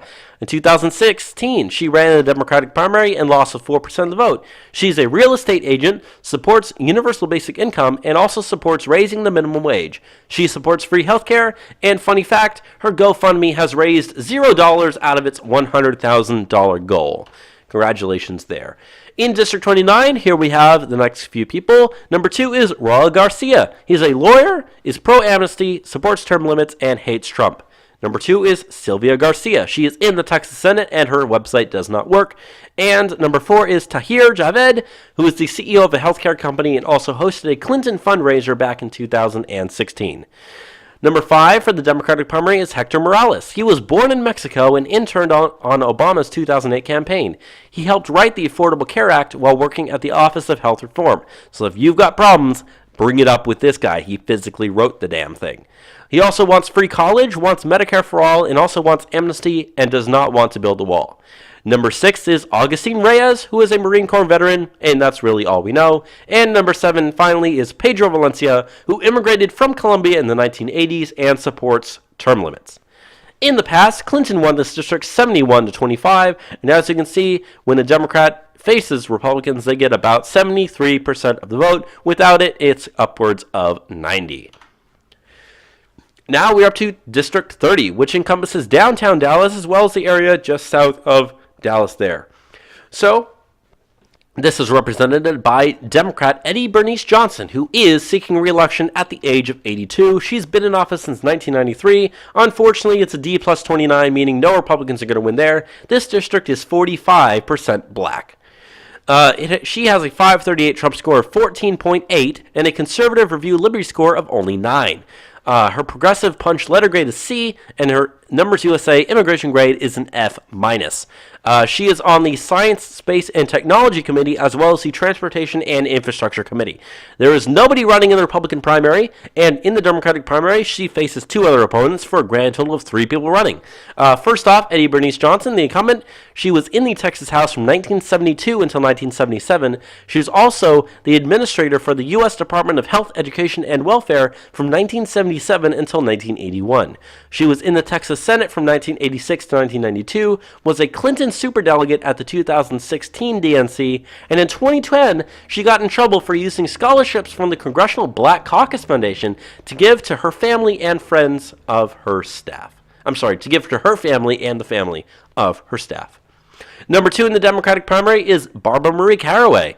In 2014, she ran both in 2014 and in 2016, she ran in the Democratic primary, but lost both times with no higher than 31% of the vote. She was in the Texas House from 2007 to 2013. She's the co-host and producer of a Dallas morning radio show and also is the owner of a very small business. And finally, the third person running in the Democratic primary here is Eric Williams. He is the CEO of Out of the Box Productions and is a filmmaker. He has made documentaries about the Haiti earthquake, AIDS in Uganda, apartheid in South Africa, and homelessness inside the United States.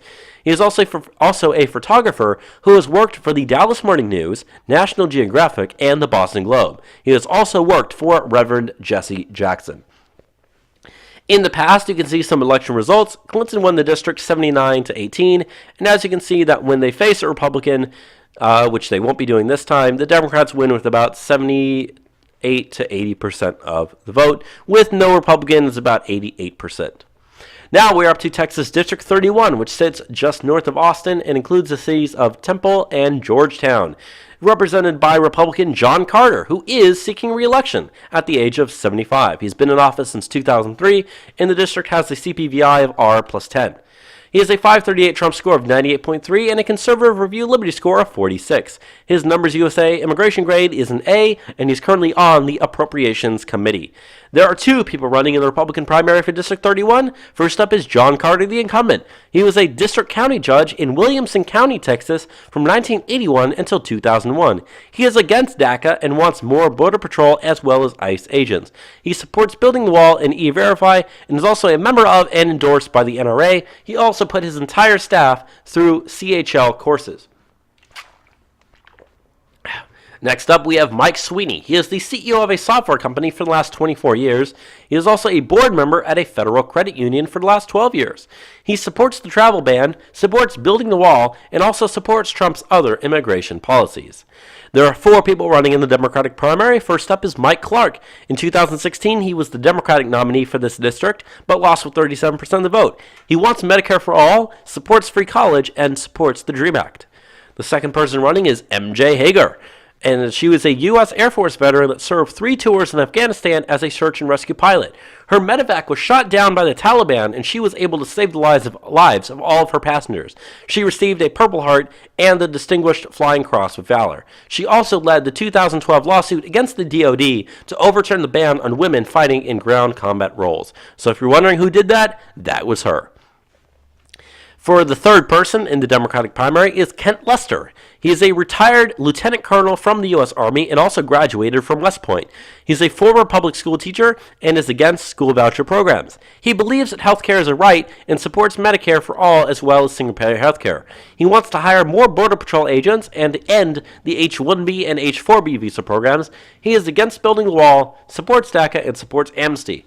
And finally, we have number 4 is Christine Mann, who has been a family physician for 18 years. She supports universal health care, wants universal pre-K as well as free college, and also lies about immigration statistics on her website. Those numbers you have up there, Missy, are very, very incorrect. You should fix that because they ain't right. In the past, Trump won the district 53 to 40, and as you can see, the Republican usually wins the district with anywhere between about, high 50s to a low to mid 60s of the vote right there. Now we are up to Texas District 32, which includes areas just north and northeast of Dallas, including the city of Garland. The representative for this district is Republican Pete Sessions, who is seeking re-election at the age of 62. He has been in office since 1997, has a CPVI of R plus 5. His 538 Trump score is 98.3. His conservative review liberty score is 57, as well as received an A grade from Numbers USA Immigration. He is also the chairman of the House Rules Committee. There are two people running in the Republican primary. First up is incumbent Pete Sessions, who worked for Southwestern Bell Telephone Company for 16 years and was the chairman of the Northeast Dallas Chamber of Commerce. He is facing Paul Brown, who in 2016 ran in the Republican primary but lost with 12% of the vote, and he is a Marine Corps veteran, deployed to Iraq twice, is an NRA member, a certified NRA instructor, and is also pro-life. There are 7 people running in the Democratic primary. First up is Colin Allred. He's a civil rights attorney who worked for Obama as well as the HUD. He is also a former NFL linebacker who played 4 seasons from the Tennessee Titans from 2006 until 2010. Number 2 in the Democratic primary is Ron Marshall. He hates Trump and wants to overturn Citizens United. He also makes you have to download a PDF in order to figure out his stance on issues. So learn how to use the web and internet correctly there, Mr. Marshall. In the Democratic primary, the third person running is Todd Maturkowski. His website does not work. Number 4 up is Ed Meir. He served as a senior advisor at the State Department under Barack Obama and was a policy director was the director of policy outreach for Hillary Clinton's 2016 campaign. He wants universal health care and also wants universal pre-K.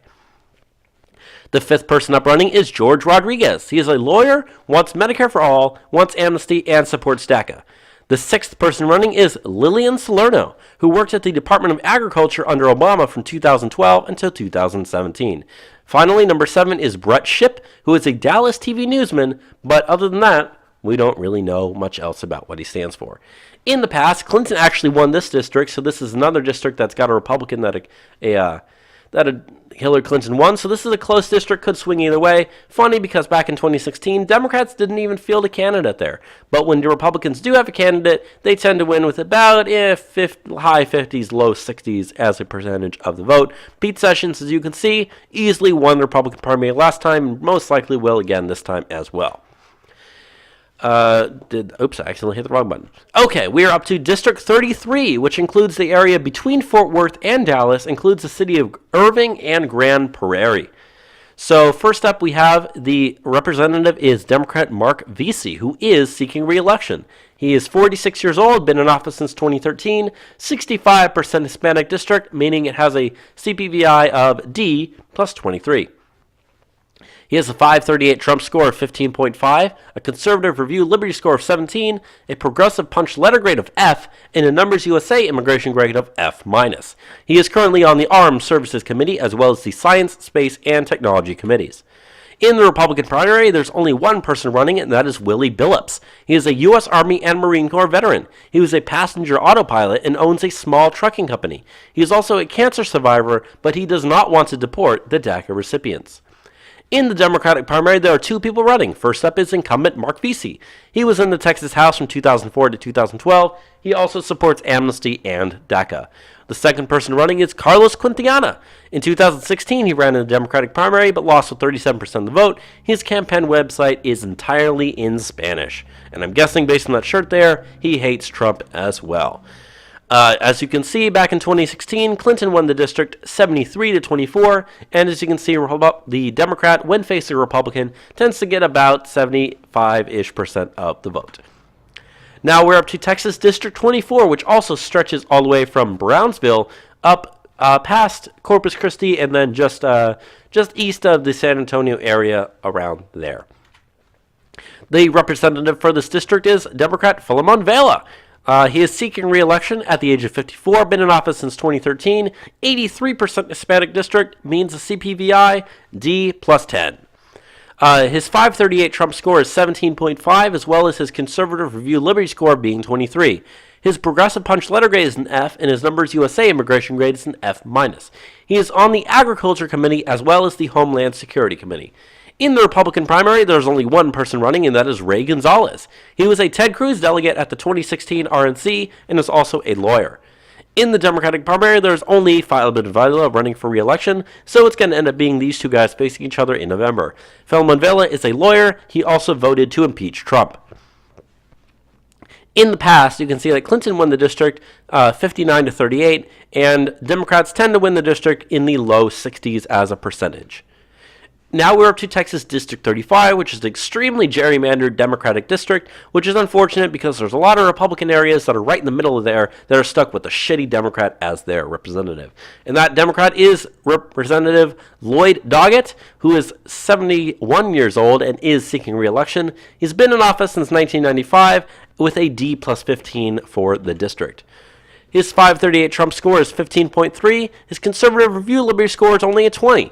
His progressive punch letter grade is a B, and his numbers USA immigration grade is an F-. He is on the Ways and Means Committee.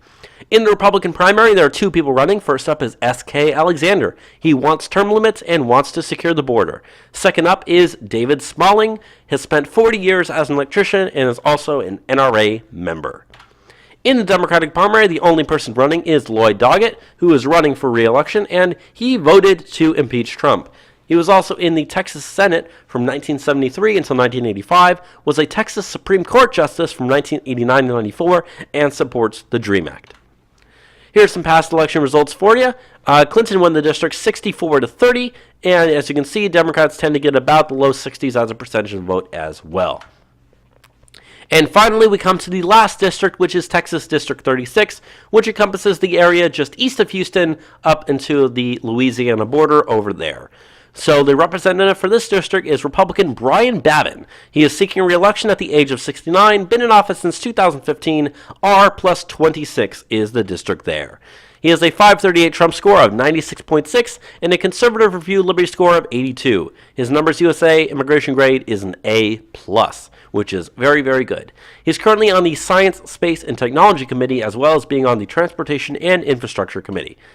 He is currently running unopposed in the Republican primary, so he'll be on the ballot in November. He is a U.S. Air Force veteran and reached the rank of captain. He was also the mayor of Woodville, Texas from 1982 until 1984. He also supports building the wall and is against sanctuary cities. In the Democratic primary, there are two people running. First up is John Powell, who is a scientist and former mayor of Taylor Lake Village, Texas, who supports raising the minimum wage. And the second person running is Dane Steele, who is a Hall of Fame rock radio personality in Houston, worked as an executive with a NASA contractor, wants Medicare for all, wants to make community college free, wants a $15 an hour minimum wage, supports amnesty, the DREAM Act, and does not want to build the wall. You can see here, Trump won the district 72 to 25. Democrats didn't even run anyone back in 2016. When they do, Republicans tend to get, around 75% of the vote. And with that being said, thank you so much for listening to Texas. The next state that's up will come out in about 2 weeks, and that'll be Illinois. So thank you so much for watching. Let us know what you think. And with that, have a great day.